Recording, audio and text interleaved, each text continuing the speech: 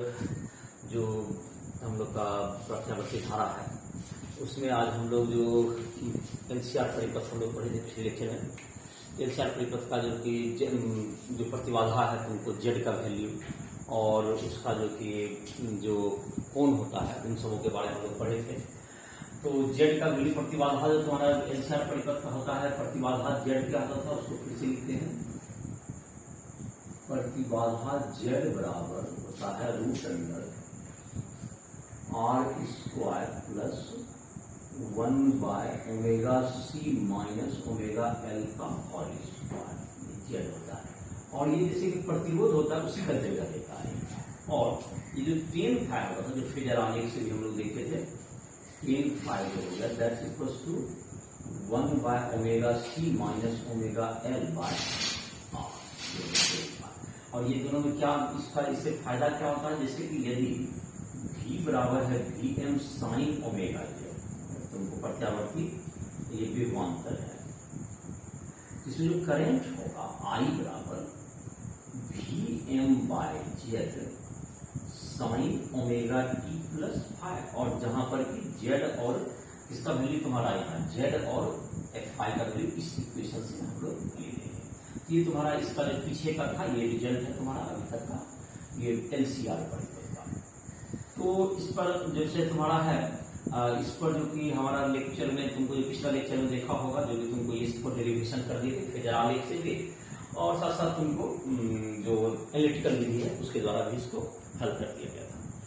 अब इसका है तुमको जो हम लोग उदाहरण देख सकते हैं एनसीईआरटी का है तुम्हारा 7.6 है। तो उसमें तुमको अगर तुम इसमें ये भी बात है कि अगर दो कोई भी कंपोनेंट होगा, दो अवयव है तो इसमें क्या करना है तीसरा अवयव को जीरो करके दो अवयव का मान निकाल सकते हैं।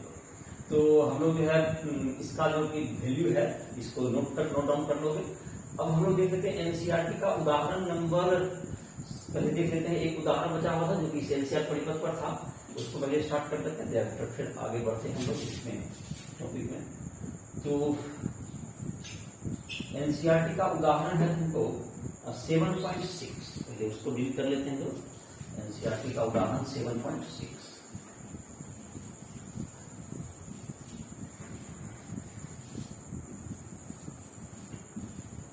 एनसीईआरटी का उदाहरण 7.6। ये 7.6 उदाहरण में क्या होगा इसको देखते हैं। तो इसमें क्या होगा कि हमको अगर दिया हुआ है तो एक वोल्टेज दिया हुआ है, तुमको एक कैपेसिटेंस दिया हुआ है 15 माइक्रोफैराड का कैपेसिटेंस है और एक प्रतिरोध है 200 ओम का। एक प्रतिरोध दिया हुआ है 200 ओम जो कि जुड़ा हुआ है 200 वोल्ट आरएमएस उसका वोल्टेज है और 50 हर्ट्ज इसका प्रतिरोध है, मतलब सॉरी आवृत्ति है, 50 हर्ट्ज इसकी आवृत्ति है। तो इसमें तुमको निकालना है कि इसका जो तुमको है इसका तुमको इस परिपथ में तुमको जो वैल्यू है कुछ इसका निकाल लेना है कि इसमें कितना तुमको पहले तो इसका प्रतिबाधा निकाल लीजिए जेड का वैल्यू, पहले प्रतिबाधा निकालिए इसमें फिर धारा निकाल लीजिए। और प्रतिबाधा निकालने के हमको जाहिर है कि जो एनसीईआर परिपथ का जेड है प्रतिबाधा जेड होता है। इस परिपथ में क्या होगा तुमको ये आर इधर की तरफ होगा और यहाँ पे दो ही कंपोनेंट है, ये आर हो गया और ये कंपोनेंट है 1/ओमेगा से दोनों आपस में लंबवत होता है। इन दोनों का जो कि वेक्टर सम होगा ये जेड होगा, ये जेड हो जाएगा तुम्हारा और ये फाई हो गया, ये क्या होगा तुम्हारा फाई हो गया। तो जेड बराबर हो गया प्रतिबाधा जेड बराबर प्रतिबाधा जेड बराबर root under R square plus 1/ओमेगा c का स्क्वायर और स्क्वायर इसको एक्सी कर देंगे। तो बात है कि इसमें हम कैसे निकालेंगे, तो आर तो हमारे पास है तो पहले 1/ओमेगा c को यहाँ कैलकुलेट कर लेते हैं, इसके बाद इसमें डाल देंगे। तो एक्सी बराबर 1/ओमेगा c इसको कैलकुलेट करके यहाँ पर वैल्यू पुट करेंगे। तो 1/2 पाई इंटू फ्रीक्वेंसी इंटू सी, 2 पाई 2 इंटू 3.14 इंटू 50 हर्ट्ज है इंटू फ्रीक्वेंसी इंटू सी का वैल्यू है 15 इंटू 10⁻⁻6 है, फराड हो गया साइन यूनिट में। इतना क्या हो जाएगा, ओम हो जाएगा तुम्हारा। दैट्स इक्वल टू ये जहां तक है डाटा 212 ओम आ जाएगा। अब इसका जेड का वैल्यू यहाँ पर पहले ये पार्ट लिख लेंगे, उसके बाद इसमें आ जाएगी जेड का वैल्यू। ये तो मैंने बताया कि इसकी जरूरत पड़ेगी तो आप इसको कैलकुलेट कीजिए। तो ये 200 का स्क्वायर प्लस 212 का स्क्वायर हो गया, ये 212 का स्क्वायर हो जाएगा। तो ये तुम्हारा जो वैल्यू आ गया तुम्हारा, ये करीब करीब आ जाएगा तुमको 296 ओम के अबाउट इसका कैलकुलेशन करके आ जाएगा। अब जहां तक कि इसका धारा जो है IRMS धारा जो होगा तुम्हारा IRMS, ये तुम्हारा हो गया। और 10 फाई अगर निकालना चाहेंगे तो 1/ωc/r, जो क्वेश्चन के में नहीं पूछा गया है। अगर 10 फाई अगर पूछना होगा, 10 फाई का वैल्यू निकालना होगा तो क्या लिखेगा, 1/ωc/r 212/200। तो उसका तो खैर यहाँ क्वेश्चन नहीं है, तो उसको नहीं बना रहे हैं। तो अभी जहां तक कि इसका रहा कि हमको यहाँ पर कैलकुलेट करना है, इसमें जो वोल्टेज है दोनों के क्रॉस में, ये जो तुम्हारा एक इसके क्रॉस में से अगर सर्किट को बना दें, प्रतिरोध है और इधर ये सर्किट है तुम्हारा, और इसमें यहाँ पर दिया हुआ है तो V इक्वल्स टू 220 वोल्ट है, साइन 2 पाई इंटू 50 और ओमेगा, और ये हो गया 50, ये हो गया। तो यहाँ पर हो गया इसका मान। अब यहाँ पर क्या हो जाएगा तुम्हारा वैल्यू 290 तक। आई का वैल्यू क्या होगा, आई बराबर हो जाएगा आई बराबर IRMS बराबर VRMS बाय जेड। IRMS बराबर VRMS बाय जेड। तो VRMS है 220 वोल्ट और जेड हो गया तुम्हारा 296 ओम। तो ये लगभग 0.76 के आसपास 0.75 एम्पियर आ जाएगा। ये तुम्हारा इसमें करंट आ गया, ये RMS करंट आ गया। अब इसमें कहा जाता है वोल्टेज इसके क्रॉस में निकालिए, ये तुमको प्रतिरोध में, और वोल्टेज निकाल दीजिए जिसके क्रॉस तो धारा हमको निकल ही गया, तो RMS वोल्टेज निकाल दीजिए।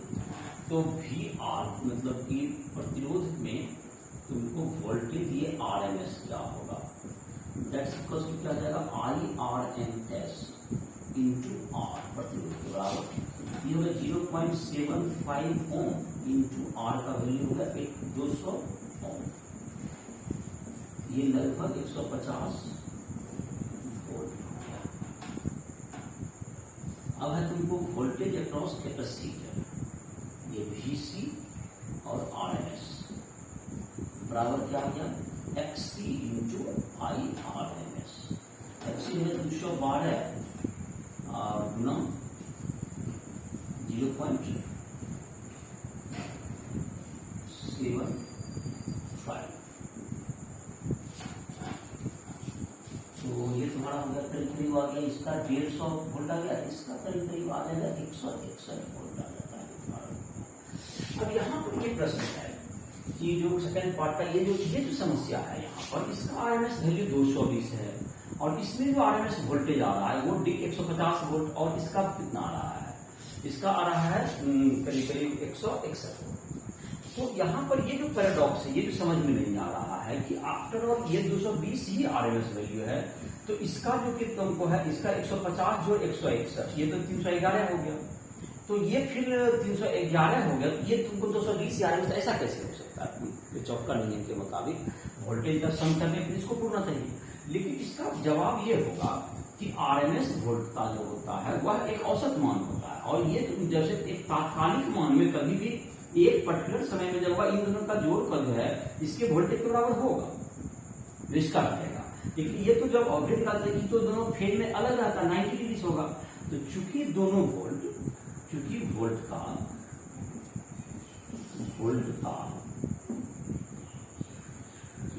का 150 वोल्ट एवं 161 वोल्ट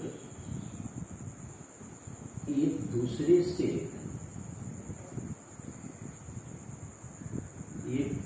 से कला में 5/2 का अंतर रखता है।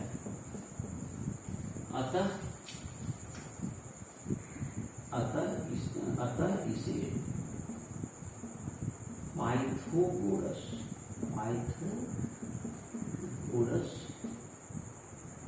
नियम से ही जोड़ा जा सकता है। तो इसका जो वैल्यू होगा जेड कितना हो जाएगा, तो इसका जो वैल्यू होगा कि वोल्टेज जो होगा तुमको V बराबर रूट अंडर जाएगा इसका, तुमको इसको जोड़ना ही है। देखिएगा तो 150 का स्क्वायर और जो 161 का स्क्वायर अगर करेंगे तो ये 220 वोल्ट आ जाएगा। ये RMS वोल्टा को बीजगणित रूप से जोड़ना गलत होगा। तो इसलिए ये तुम्हारा जो है ये तुम्हारा 7.6 का ये जो तुमको तीनों पार्ट है, और जो भी तुम्हारा पार्ट था कि ये तुमको वोल्टा निकालिए, तो दोनों का RMS वोल्टा आ गया तुमको। उसके बाद दोनों ये है बीजगणित के नियम का पालन कर रहा है, तो जो किरचॉफ का नियम का पालन क्योंकि दोनों समान फेज में नहीं होता है, तो जो एवरेज RMS धारा RMS वोल्टा को आप नहीं जोड़ सकते हैं। तात्कालिक जो इंस्टेंटेनियस धारा तात्क्षणिक जो विभवांतर है उसको आप ऐड कर सकते हैं। तो ये तुम्हारा हो गया एम्फैटिक का उदाहरण 7.6 हो गया। अब है हम लोग इसमें पढ़ेंगे आज के लेक्चर में हम लोग एक थ्योरी देखते हैं अनुनाद परिपथ। अनुनाद परिपथ क्या होता है और अनुनाद की तीक्ष्णता क्या कहलाती है, तो इसको देख लेते हैं। तो अनुनाद परिपथ है तुमको, अनुनाद परिपथ हुआ जबकि तुमको अनुनाद परिपथ का मतलब होता है ऐसा तुमको मान आवृत्ति का जिससे कि तुमको क्या हो जाएगा, आवृत्ति का ऐसा मान जिसके परितः तुमको आवृत्ति तुमको जो कि हम लोग निकालते हैं, तो आवृत्ति का ऐसा हम लोग वैल्यू लें कि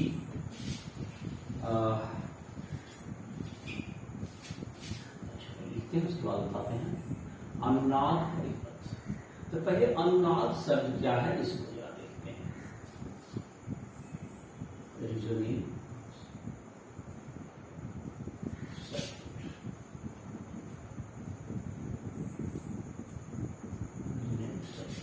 तो अनुनाद क्या होता है, जब तुमको जैसे अभी जो हम लोग पढ़ रहे थे तो उसमें क्या है, एक प्रणोदित कंपन से इसकी तुलना की गई थी। अभी जो कि हम लोग जो कि धारा आवेश जो यहाँ प्रवाहित होता है उसकी तुलना हम लोग किसे करते हैं, प्रणोदित कंपन के आयाम से कर सकते हैं। तो किसी भी तुमको परिपथ की जो आवृत्ति है उसका मान और जो दिए गए जो कि वोल्टता है जो कि तुमको जितना कि दे रहे हैं उसके आयाम उसका जो आवृत्ति है दोनों अगर बराबर हो जाए।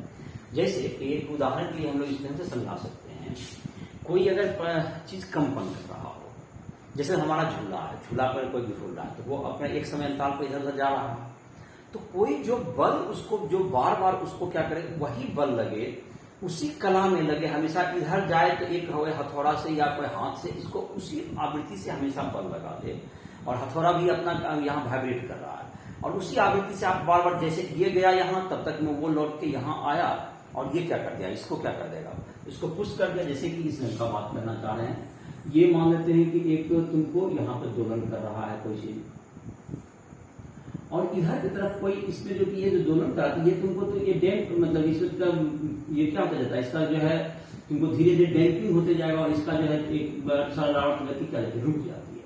तो इसकी जो आवृत्ति है इतना ही आवृत्ति का कोई फोर्स जो कि बार बार ये भी ऑसिलेट करके जब ये यहाँ पहुंचे ये इसको उसी कला में इसको हमेशा फोर्स लगा है। इस स्थिति में जो आयाम का मान था वो काफी बढ़ जाता है। यह घटना क्या कहलाएगी, अनुनाद कहलाती है। यह अनुनाद कहलाती है जब मतलब कि प्रणोदित कंपन में कंपन की आवृत्ति और जो बल की जो आवृत्ति अगर समान हो तो उसका आयाम अधिक हो जाता है और इसका घटना अनुनाद कहलाती है। मैं लिख देता हूं, प्रणोदित कंपन में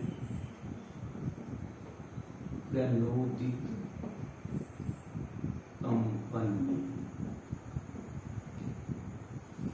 कंपन कंपन की आवृत्ति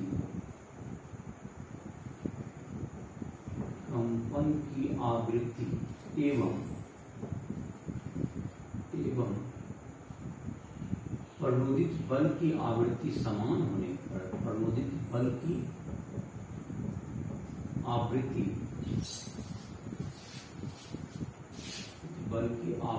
समान होने पर कंपन का आयाम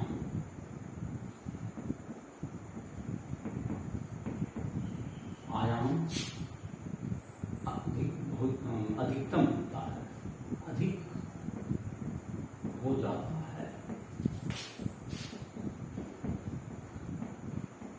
यह घटना अनुनाद कहलाती है। यह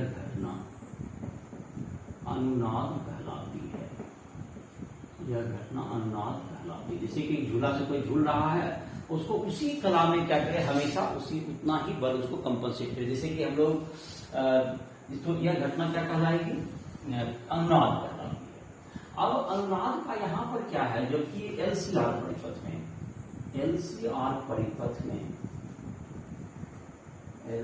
परिपथ में धारा I बराबर Vm/Z sin omega t plus five होता है। धारा अधिकतम होगा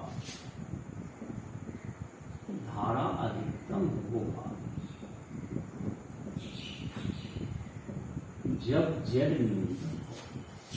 धारा अधिकतम होगा जब Z न्यूनतम हो। तो Z का जो वैल्यू होता है, Z न्यूनतम हो तो Z बराबर होता कितना है, इसको देखते हैं। Z का न्यूनतम वैल्यू हो क्या सकता है, 1/ओमेगा c माइनस ओमेगा L का होल स्क्वायर। तो अधिक न्यूनतम Z के लिए इसको आप 0 कर सकते हैं, न्यूनतम। तो न्यूनतम Z के लिए क्या कर सकते हैं आप, ओमेगा जो है इसका स्रोत की आवृत्ति ऐसी एडजस्ट की जाए कि 1/ओमेगा c माइनस ओमेगा L बराबर 0 हो जाए। तो 1/ओमेगा c बराबर ओमेगा L, तो ओमेगा बराबर 1/√LC। इसको ओमेगा नॉट भी कहता है। इस आवृत्ति को हम लोग क्या कहते हैं, इसको ओमेगा अनुनाद आवृत्ति कहते हैं। अनुनाद कोणीय आवृत्ति इसको बोलेंगे। और जबकि आवृत्ति की बात होगी तो ओमेगा न्यू बराबर होता है ओमेगा/2 पाई। तो ओमेगा नॉट बाई 2 तो 1/2 पाई LC ये हो गया, इसका वैल्यू होगा। चलो ये तुम्हारा हो गया, और ये तुम्हारा यहाँ पर किसका निकल गया, अनुनाद की, ये जो तुमको अनुनाद आवृत्ति निकल गया 1/2 पाई LC। इस स्थिति में क्या होगा, इस स्थिति में Z का मान, इसमें तुम्हारा क्या होगा, इस स्थिति में धारा का मान अधिकतम होगा। कितना हो जाएगा धारा, ये देख लेते हैं। तो अनुनाद में जब ओमेगा नॉट बराबर 1/√LC, तो Z बराबर क्या होगा तुम्हारा R हो जाएगा। Z बराबर R, तो अधिकतम धारा जो होगी, अधिकतम धारा बराबर क्या हो जाएगा, तो धारा जो तुम्हारा इसमें हो गया बराबर हो गया तुमको Vm/R हो जाएगा। धारा का मान, धारा का जो मान हो गया ये Vm/R इंटू ये sine omega t plus five अपना जगह पर ही है। ये फाइव, ये तो फाइव क्या हो जाएगा, 0 ही हो जाएगा। जब फाइव का मान निकालेंगे तो 1/ओमेगा c, तो ये 0/R हो जाएगा, तो 0 ही हो गया। तो 5 0 ही होगा, धारा का मान साइन ओमेगा t ही आ जाएगा। ये तुम्हारा हो जाएगा अनुनाद का परिपथ पर अनुनाद, ये आवृत्ति हो गया। ये रिजोनेंट कराता है, ये तुमको रिजोनेंट परिपथ हो गया। जबकि तुमको इस ढंग से आप आवृत्ति को एडजस्ट करते हैं कि 1/ωc माइनस ओमेगा एल का मान शून्य हो जाए, तो ये क्या कहलाएगा, इसका आवृत्ति कहलाएगा, यह अनुनाद परिपथ हो गया। तो अब तुम्हारा जो अगला है अनुनाद की तीक्ष्णता। अनुनाद परिपथ के आधार पर ही जैसे कि तुमको बाउंड करता है, जैसे उदाहरण अगर देख लें 7.10 देख लें, यहीं पर इसकी चर्चा कर सकते हैं, जो कि अनुनाद परिपथ है। एक ही बार एक उदाहरण लेते हैं और अनुनाद की तीक्ष्णता की बात करते हैं। अनुनाद की तीक्ष्णता, तो उदाहरण जैसे तुम्हारा एनसीईआरटी का जो उदाहरण है तुमको 7.10, उसका अगर चर्चा करें हम लोग, तो जो कि अनुनाद परिपथ पर आधारित है, तो उसकी चर्चा कर लेते हैं। तो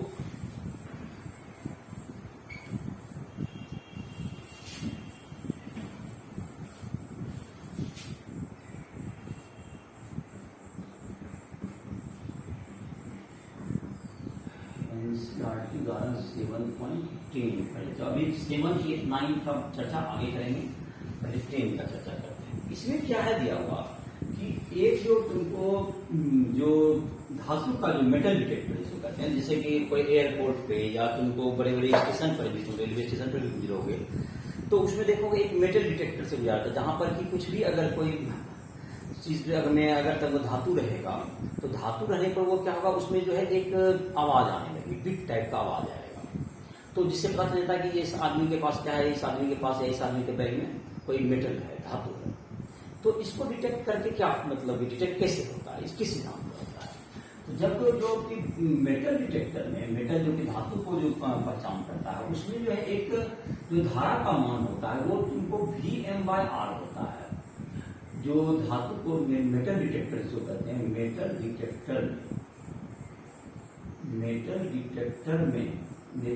डिटेक्टर में अनुनाद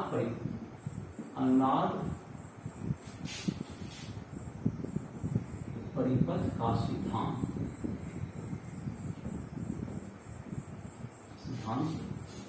प्रयोग होता है,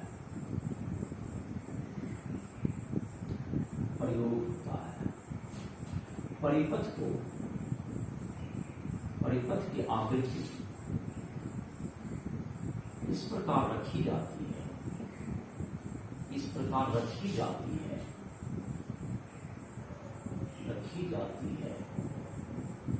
कि ω0 बराबर 1/√LC, जिससे धारा अधिकतम होगा, जिससे धारा अधिकतम होता है, अधिकतम होता है,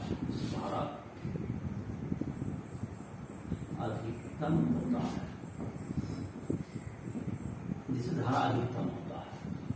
अब बात रहा कि इसका क्या होगा, तो धारा अधिकतम होता है, ये तो ठीक है। अब बात रहा कि इसको जो है तो अब डिटेक्ट कैसे करता है। लेकिन अगर कोई एल का मान जब कोई मेटल लेके आता है तो उसमें जो प्रतिप्रेरकत्व का मान क्या आता है, धातु की उपस्थिति में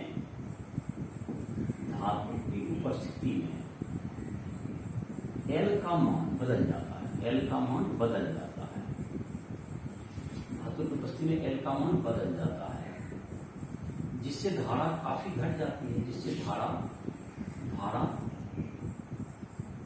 काफी घट जाती है।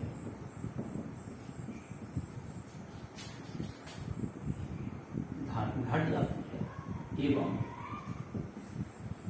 इससे जुड़ा जो तुमको डिटेक्टर होगा, इससे ध्वनि उत्पन्न होती है। तो अब ध्वनि उत्पन्न होती है तो वहां पर जो भी पर्सन होगा उसे पता चल गया कि इसके पास मेटल है, और वो आपको मतलब कि चेक करेगा और इस प्रकार से मेटल को वहां से हटाएगा। तो इस तरह से ये तुमको मेटल डिटेक्टर इसी सिद्धांत पर कार्य करता है। अब इसी में देखते हैं एक टॉपिक है अनुनाद की तीक्ष्णता। ये तुम्हारे से जुड़ा हुआ था, इसको मैंने समझा दिया कि मेटल डिटेक्टर में क्या होता है, वह अनुनाद परिपथ में रहता है, परिपथ उसका, लेकिन जैसे ही उसमें क्या किया जाता है, जबकि कोई आदमी धातु लेके जाएगा तो उसका जो प्रेरकत्व है परिपथ का वो परिपथ चेंज हो गया, वहां पर जो एल का वैल्यू उसका चेंज कर गया। कुंडली में जब धातु के उपस्थित क्या जाता है, उसका प्रेरकत्व बदल जाता है, और प्रेरकत्व बदलेगा तो धारा तुरंत ड्रॉप कर जाएगा एकाएक, और ड्रॉप करेगा, तो ड्रॉप कर दिया धारा, तो उसके पता चल गया कि उसके जो जुड़ा हुआ जो उसपे जो डिटेक्टर है वहां पे बीप जो साउंड का आवाज आएगा, और इस प्रकार से क्या हो जाएगा वो उसको मतलब पता चल जाएगा कि यहाँ पर मेटल का प्रेजेंस है, और उसका जो है चेकिंग करके उसको दूर किया जाएगा। अब एक है अनुनाद की तीक्ष्णता, जैसे कि अनुनाद की तीक्ष्णता, तो ये जो तुमको अनुनाद अभी जो हम लोग पढ़ रहे हैं, तो ये अनुनाद जैसे कि अभी हम लोग जो धारा के और इसके बीच में आलेख की बात करते हैं, तो धारा जो तुम्हारा हो गया ये Vm/R होता है। ये तुमको अगर ओमेगा का वैल्यू इस ढंग से अगर वैरी करता है, तो ये तुमको धारा इस ढंग से जाता है, ये तुमको सबसे महत्तम तुमको क्या हो गया यहाँ पर हो गया, ये धारा कितना होगा Vm/R के बराबर होता है सबसे अधिकतम। और उसके बाद दोनों तरफ देखें, जिसको हम लोग ये जो आवृत्ति होगा तुम्हारा, ये आवृत्ति ओमेगा नॉट होगा, ये आवृत्ति इधर, कोणीय आवृत्ति इधर, ये कोणीय आवृत्ति। तो लेकिन अगर ये कितना शार्प है, मतलब कितना ज्यादा धारा में परिवर्तन होगा, इसको नापने के लिए अगर ये देखें कि ये धारा का मान इससे √2 टाइम्स हो गया, ये तुमको इसको हम लोग Im अगर कर दें Vm/R को, ये Im/√2 इसको कर दोगे, तो ये जो तुम्हारा हो गया Im/√2 हुआ। तो ये जो सिमेट्रिकली ओमेगा में देखते हो, यहाँ पर थोड़ा सा इसका आवृत्ति बढ़ा हुआ दिख रहा है, यहाँ पर omega naught plus delta omega है, और इधर की तरफ जितना इधर बढ़ा है उधर इतना कम लगता होगा। ये तुमको आवृत्ति क्या लग रहा है, omega naught minus delta omega लगता है, सेम सिमेट्रिकल दोनों साइड से जाएगा। तो यह जो तुमको है, देखो इसकी तीक्ष्णता अधिक कही जाएगी, जबकि ये जो वैल्यू है ओमेगा नॉट ये छोटा हो, ये क्या हो तुम्हारा, ये छोटा हो डेल्टा ओमेगा, ये तुमको देखो ये काफी तीक्ष्ण होगा, मतलब ये तुरंत चढ़ जाएगा ऐसा करके।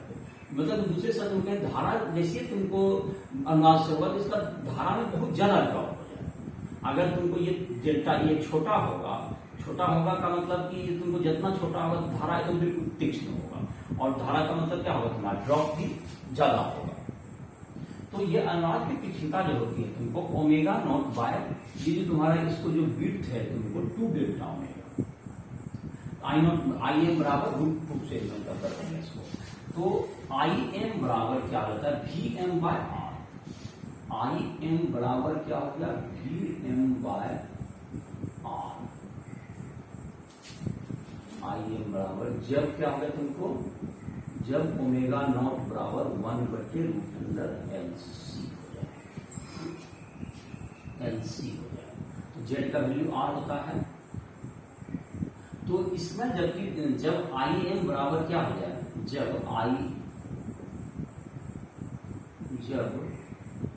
ये तुम्हारा हो गया Vm/R हो गया, और जबकि Im जब धारा I बराबर Im/√2 हो जाए, तो ये क्या हो जाएगा Vm/Z कर सकते हैं, इसको Z करते हैं, इक्वल टू Vm/Z हो गया।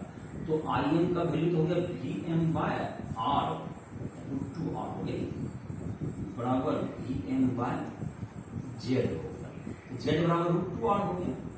तो this implies Z equal to √2R, मतलब धारा अगर तुम्हारा ये होगा, और Z का मान क्या होता है, Z का वैल्यू यहाँ पर तुमको हो गया, Z का वैल्यू हो गया तुम्हारा अंडर रूट क्या होता है तुमको √R² प्लस 1/ओमेगा/C माइनस ओमेगा/L का whole square is equal to √2R। अगर इसको होल स्क्वायर कर देते हैं दो साइड, तो R² प्लस 1/ओमेगा/C माइनस ओमेगा/L का square is equal to 2R²। R² इसमें माइनस हो गया, तो क्या हो जाएगा तुमको, R² माइनस हो जाएगा, तो इसमें क्या माना जाएगा तुमको 1/ओमेगा/C माइनस ओमेगा/L का होल स्क्वायर बराबर क्या होगा, दिस इंप्लाइज 1/ओमेगा/C माइनस ओमेगा/L बराबर क्या होगा तुमको R के बराबर हो जाएगा, दैट्स इक्वल्स टू तुमको 2r² माइनस r², इसका रूट भी कर देंगे, that is equal to r हो जाएगा। इसका स्क्वायर रूट भी कर दिया, 2r² माइनस r² हो गया, इसका फिर स्क्वायर रूट कर दिए। तो अब जो इसका वैल्यू होगा, दिस इंप्लाई है 1 बाय, ये हो गया omega not plus delta omega, या इसको माइनस भी ले सकते हो, जो भी दोनों में तुमको जो वैल्यू होगा, omega naught minus delta omega into C minus omega naught minus delta omega into L equals to क्या बनेगा, आर हो गया, इज इक्वल टू आर हो गया इसका वैल्यू। और जहां तक कि 1 ओमेगा नॉट इसमें कॉमन ले लो, इसमें भी ओमेगा नॉट कॉमन ले लो, तो यहां पर हो जाएगा क्या चीज, 1 ओमेगा नॉट सी, और यहाँ पे क्या हो गया 1 minus delta omega by omega not, 1 minus delta omega by omega minus omega naught L, यहाँ पे इसमें भी कॉमन ले लिए, तो 1 minus delta omega by omega not, ठीक है। अब इसको क्या करो, 1 ओमेगा नॉट सी और ओमेगा नॉट एल तो इक्वल होता है, इसलिए इसको हम लोग क्या लिख सकते हैं, ओमेगा नॉट एल भी लिख सकते हैं इसको, ओमेगा नॉट एल, इसको जो है पावर कर दो 1 minus delta omega by omega not, इस पर power -1 minus omega naught L और 1 minus delta omega by omega not, तो ओमेगा नॉट एल हो गया। और इसमें क्या हो जाएगा, तो -1 पावर करेंगे, तो ये -1 पावर मल्टीप्लाई होता है छोटा पार्टिकल, तो that's equals to omega naught L और 1 माइनस तो प्लस हो गया, 1 प्लस डेल्टा ओमेगा बाय -1 से मल्टीप्लाई करता है, इसमें -1 और प्लस डेल्टा ओमेगा बाय ये ओमेगा नॉट हो गया, तो दैट्स इक्वल टू क्या हो गया, omega naught L into 2 delta omega by omega naught, that's equal to क्या होगा, तुमको r इज इक्वल टू, ये r इज इक्वल टू चला था उनको, तो r is equal to l into r is equal to l into 2 delta omega, l into 2 delta omega, तो 2 delta omega is equal to l by r, 2 delta omega is equal to क्या हो गया, sorry r by l, R by L हो गई, R by L हो गई। अब तुमको क्यू फैक्टर इसको निकाला था, अनुनाद की तीक्ष्णता को नापने की, ये क्यू वैल्यू निकाला था, अनुनाद की तीक्ष्णता को, अनुनाद की तीक्ष्णता को क्यू मान से मापा जाता है, क्यू मान से मापा जाता है, क्वालिटी फैक्टर इसको कहते हैं इंग्लिश में। तो क्यू बराबर होता है, क्यू बराबर omega naught by modulus 2 delta omega, तो ओमेगा नॉट का मान तो तुम्हारा आ चुका है, मतलब कि तो क्यू बराबर हो गया omega naught into R by L था, तो इंटू एल बाय आर। और इसमें ये बात ध्यान रहे कि यहाँ पर हमने कॉमन लिया है, तो जब अनुनाद परिपथ में क्या था, 1 by omega naught C is equal to omega naught L होता है, और इसीलिए वहां पर क्या लिया गया 1 बाय ओमेगा नॉट सी, और ओमेगा को हम लोग ओमेगा नॉट एल भी लिख सकते हैं, वो दोनों इक्वल होता है। और इस प्रकार से क्या होगा, तुमको ये जो अनुनाद की तीक्ष्णता का मान निकल गया। तो इसमें ये भी देखा गया कि अगर जब एल कंपोनेंट ज्यादा होगा, जैसे कभी मेटल डिटेक्टर की बात करते हैं लोग, अगर उसमें एल कंपोनेंट ज्यादा होगा तो वह तेजी से धारा ड्रॉप करेगा, तो omega naught L by R, तो क्यू वैल्यू जितना अधिक होगा, अभी जैसे कि ग्राफ बना है, ग्राफ यहाँ बना हुआ है तुम्हारा, ये जितना ये तुमको विड्थ कम होगा, एल का वैल्यू जितना ही ज्यादा होगा, ये तुमको शार्पली धारा ज्यादा मिलेगा, ये तुमको तेजी से धारा क्या जगह नीचे गिरेगा, जैसे मेटल डिटेक्टर वगैरह में तुरंत जल्दी तेजी से डिटेक्ट होगा, थोड़ा सा वेरिएशन में भी वो मतलब जरा सा भी आएगा, एल में जरा सा भी परिवर्तन होगा, तो क्यू वैल्यू ये बताता है कि उसमें एल कंपोनेंट कितना है। तो क्यू वैल्यू से क्या होगा, क्यू वैल्यू का मान बढ़ाने के लिए एल का कंपोनेंट का मान ज्यादा होना चाहिए, तो उसका जो उसकी तीक्ष्णता होती है वो अधिक होती है। ये तुम्हारा होगा अनुनाद की तीक्ष्णता। अब तुमको इसमें जो कुछ उदाहरण दिए हुए हैं, मतलब कि इसके बाद तुम्हारा अभी एक थ्योरी है, उसके बाद भी उदाहरण है, 7.10 का तो जिक्र हमने कर ही दिया। और जिस भी स्टूडेंट को कोई भी दिक्कत होती है, लाइव ऐप को प्ले स्टोर से डाउनलोड करके उस पर तुम जाकर के लाइव क्लासेस, डाउट क्लासेस या तुमको जो इंग्लिश हिंदी मीडियम दोनों में सारे जो लेक्चर उपलब्ध हैं, तो उसका मदद तुम पढ़ाई में ले सकते हो। तो अब है अगला जो टॉपिक है तुम्हारा, अगला जो टॉपिक है तुमको एसी परिपथ में शक्ति का क्या संचरण होता है। तो शक्ति में तुम्हारा जाता है एसी परिपथ में शक्ति का जो वैल्यू है, शक्ति तो कोई इसी परिपथ में होता है क्या चीज, विभवांतर गुना धारा। तो इसको लिख लेते हैं, एसी परिपथ में शक्ति पावर। तो एसी परिपथ में कोई भी या किसी भी परिपथ में पावर क्या आता है तुमको, V का जो वैल्यू है इसमें Vm साइन ओमेगा टी है। और अलग अलग परिपथ में कोई भी परिपथ है तो I बराबर होता है तुमको Im sine omega T plus five. इसका जो परिपथ है फाइव का भी चेंज होता रहता है। तो जहां तक कि तुमको शक्ति जो हो गया P बराबर V इंटू आई, तो Vm sine omega T into Im sine omega T plus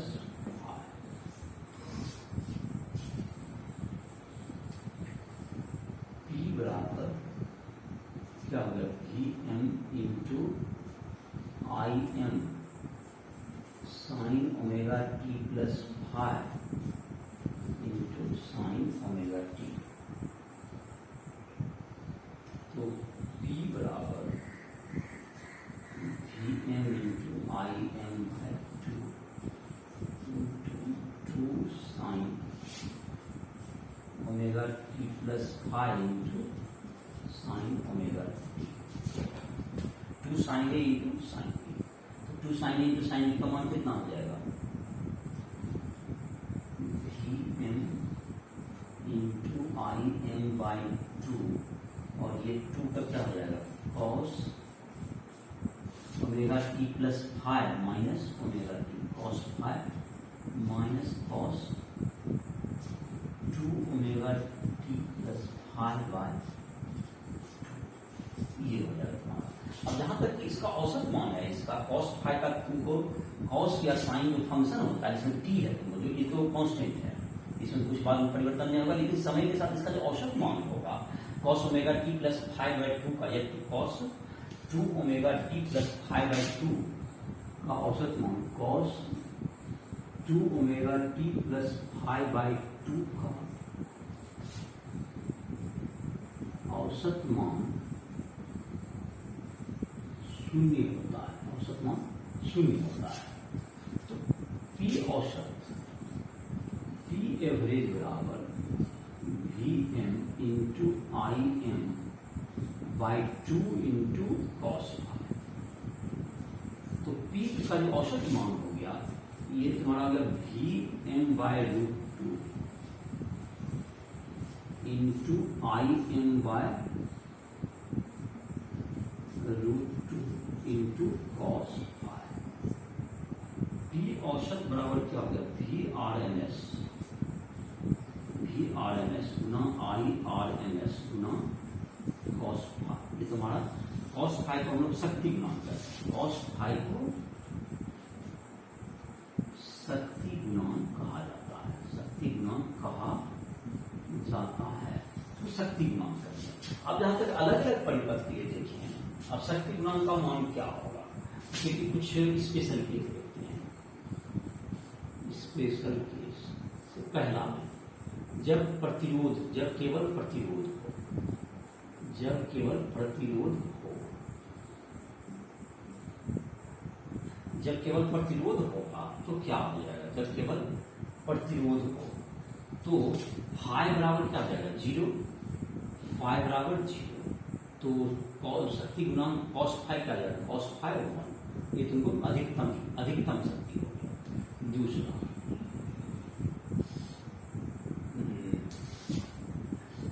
जब परिपथ में प्रेरकत्व केवल प्रेरकत्व केवल प्रेरकत्व, तो फाई बराबर होता है क्या चीज -5/2, तो शक्ति गुणांक 0 हो गया। शक्ति गुणांक क्या हो गया, 0 हो गया, मतलब कोई शक्ति वाट ही नहीं है, कोई शक्ति नहीं होगा जब केवल संधारित्र हो, जब केवल संधारित्र हो। इसमें फाई बराबर होता है π/2, इसमें भी कोई शक्ति क्षय नहीं होगा, शक्ति क्षय नहीं। और जबकि तुमको अनुनाद परिपथ में भी क्या हो जाता है, अनुनाद परिपथ में फाई बराबर 0, अनुनाद परिपथ में फाई बराबर 0, अनुनाद परिपथ में फाई बराबर 0, तो इसमें भी क्या होगा cos फाई 1 हो जाता है। ये तुम्हारा अनुनाद परिपथ हो चुके मतलब 1/ωc - ω कम 0 हो जाता है, केवल यही बचता है। ये तुम्हारा हो गया, ये तुम्हारा शक्ति का वैल्यू हो गया, अलग अलग परिपथ में क्या होगा उसका मान हो गया। क्या सूत्र आ गया शक्ति का सूत्र आ गया तुमको आरएमएस वैल्यू, जो कि जैसे हम लोग जो पहले पढ़ते थे डीसी में, वो पढ़ते थे V/I।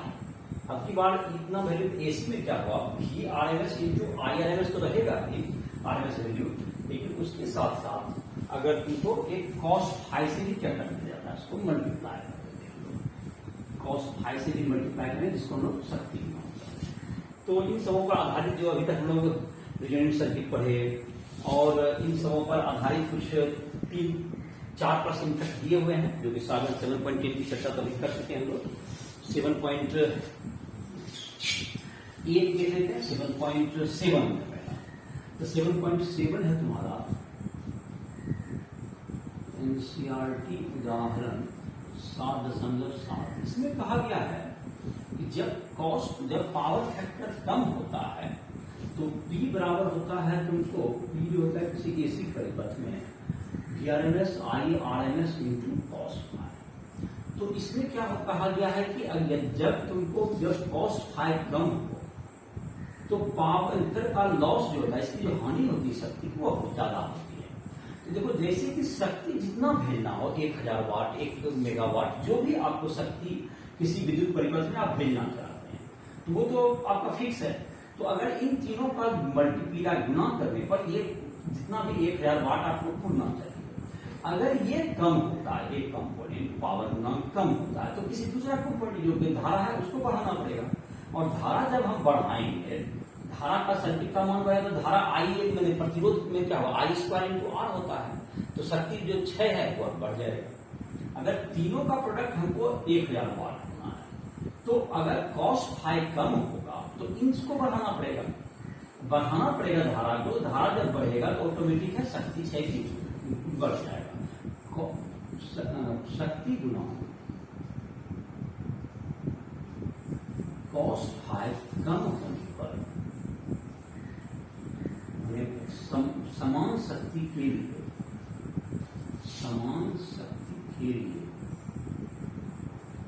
समान शक्ति के लिए क्या होना पड़ेगा, I धारा का मान अधिक होना चाहिए, धारा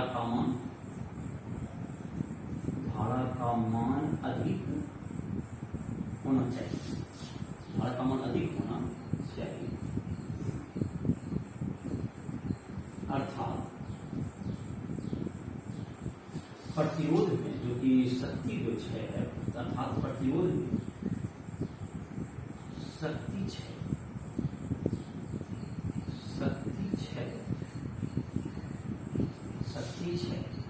IRMS² × R बढ़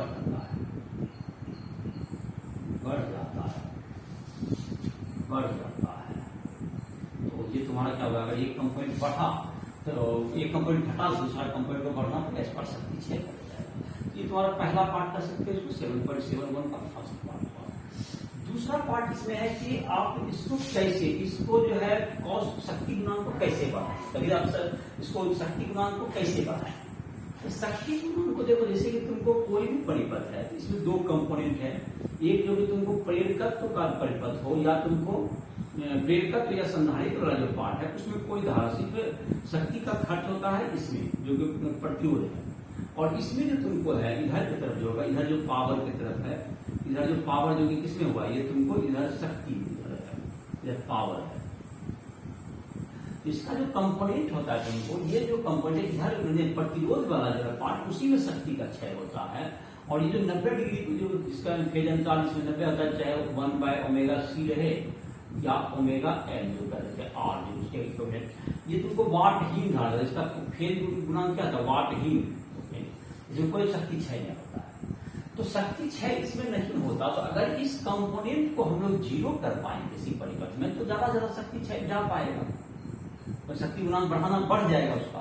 cos फाइव में फाइव का वैल्यू, ये फाइव तुम्हारा है इस परिपथ में, ये फाइव का वैल्यू निकाल देते हैं। तो 10 फाइव राउंड क्या था, तो इसको अगर हम लोग जीरो कर पाए किसी ढंग से, तो इसको क्या हो जाएगा, तो इसको cos फाइव का वैल्यू बढ़ाने के लिए क्या करते हैं हम लोग, cos फाइव का वैल्यू कम करना है, जीरो करना है। ई वाला कंपोनेंट को हमको शून्य करना पड़ता है। फाइव का मान कम करने के लिए, फाइव का मान कम करेंगे तो cos फाइव बढ़ेगा, उल्टा होता है क्वेश्चन, करने के लिए परिपथ के समांतर क्रम में संधारित्र जोड़ा जाता है, संधारित्र जोड़ा जाता है जो संधारित्र जोड़ा जाता है जो वाटहीन धारा को शून्य कर दे, वाटहीन धारा को, वाटहीन अवयव को शून्य कर दे, ये तुम्हारा ये वाटहीन जो कंपोनेंट है उसको शून्य कर दे। और इससे क्या होगा, तुम्हारा cos फाइव का वैल्यू बढ़ जाएगा, फाइव का वैल्यू घटेगा, cos फाइव का वैल्यू बढ़ जाएगा। ये 7.7 का ये पहला और दूसरा हो गया। 7.8 में तुम्हारा न्यूमेरिकल दिया हुआ है, तो 7.8 में हम लोग न्यूमेरिकल देख लेते हैं। 7.8 में तुम्हारा एक क्वेश्चन है,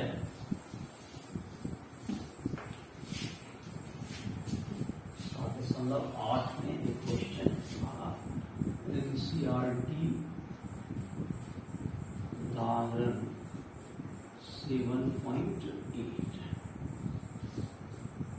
इसमें तुमको जहां तक है इसमें दिया हुआ वैल्यू, इसमें ये कहा गया है कि कुछ तुमको वैल्यू दिया गया सारा जो तुम्हारा है।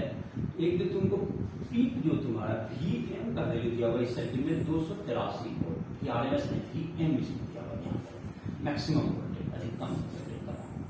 और इसमें सर्किट में प्रतिरोध है तुमको 3 ओम का दिया हुआ, और तुमको L का मान है 25.48 मिली हेनरी, और जो संधारित्र है 796 माइक्रोफैराड, ये तुम्हारा इसका वैल्यू दिया हुआ है, जहां तक मुझे डाटा याद है।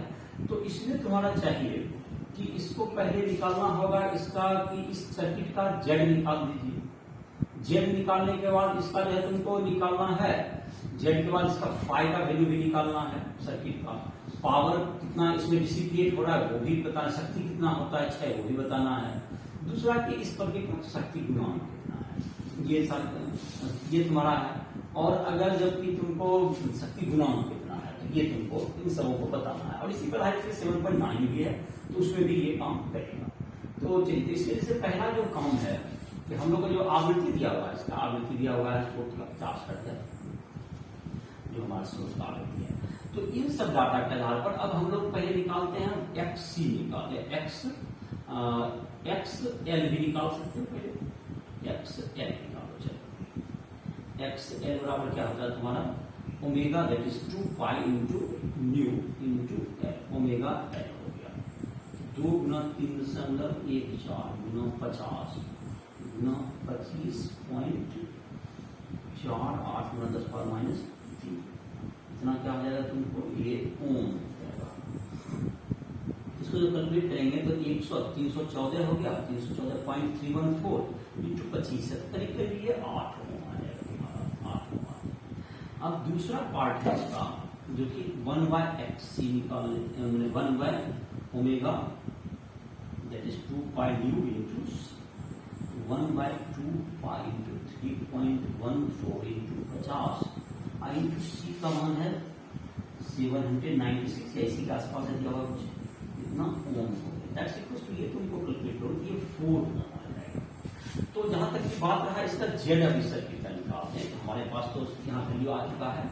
जेड का फॉर्मूला याद ही होगा, रूट अंडर क्या होगा तुमको, आर स्क्वायर प्लस 1/ओमेगा c माइनस ओमेगा एल का और स्क्वायर, ये होगा 3 स्क्वायर जोड़ 4 माइनस 8 का और square, that is equal to 5 ओम।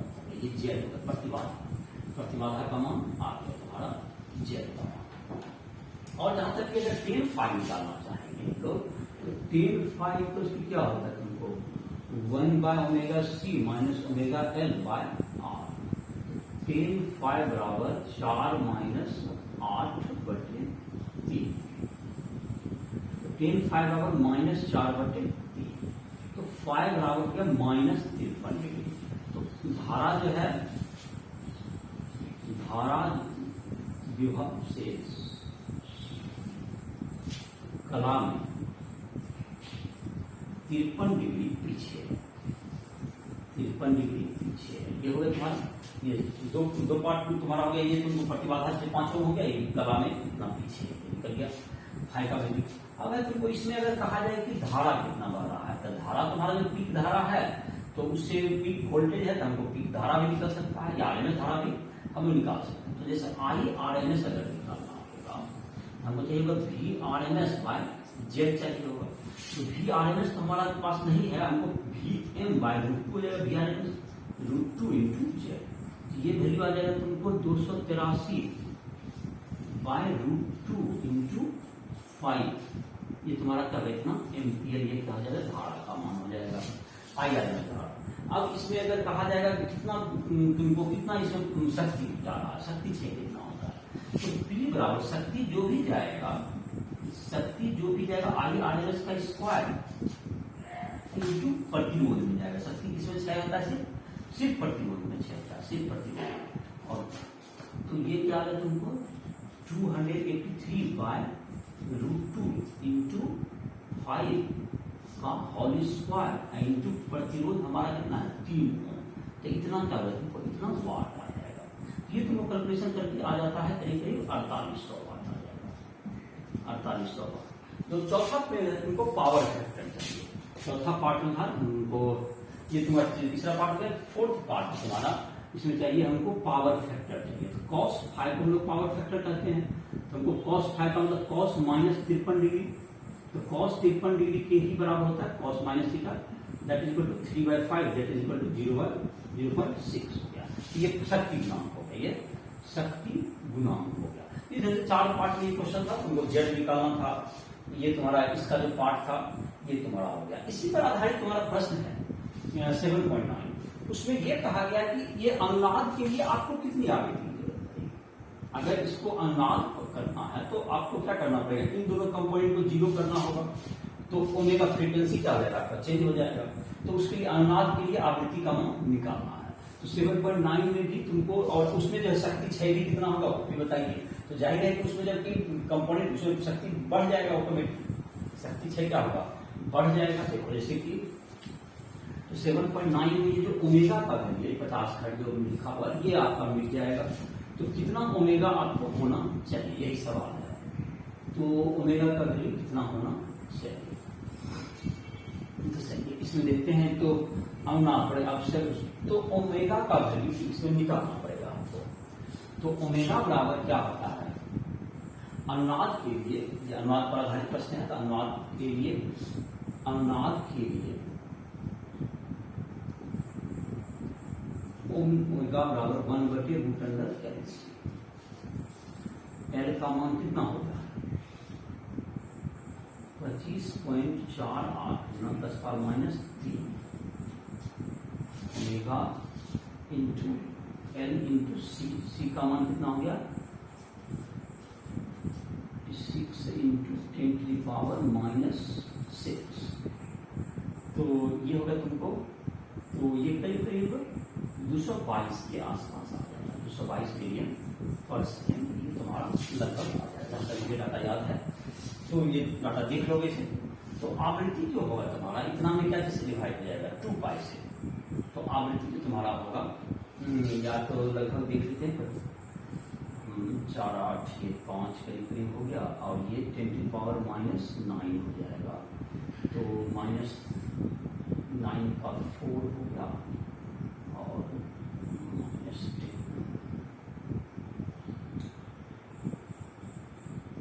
तो ये तुम्हारा हो गया। अब जहां तक आवृत्ति की बात हो गई, आवृत्ति बराबर हो जाएगा ओमेगा नॉट बाय 2, तो 220 बाय 2 इंटू 3.14, ये इसकी आवृत्ति हो गई।